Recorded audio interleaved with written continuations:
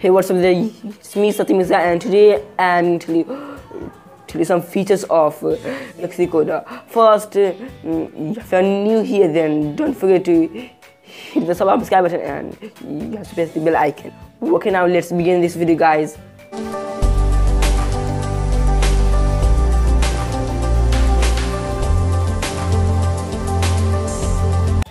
If you don't want to record audio, then go to setting on Xrecorder and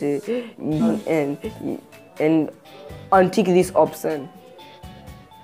And later, if you want to record your audio, then click this option. Second option, we have save location. You can change your video location by clicking change location. Third option, we have edit video. You can edit video by clicking on a pencil sign and clicking on record video. Okay, you can edit photo by clicking on the pencil sign and on edit video.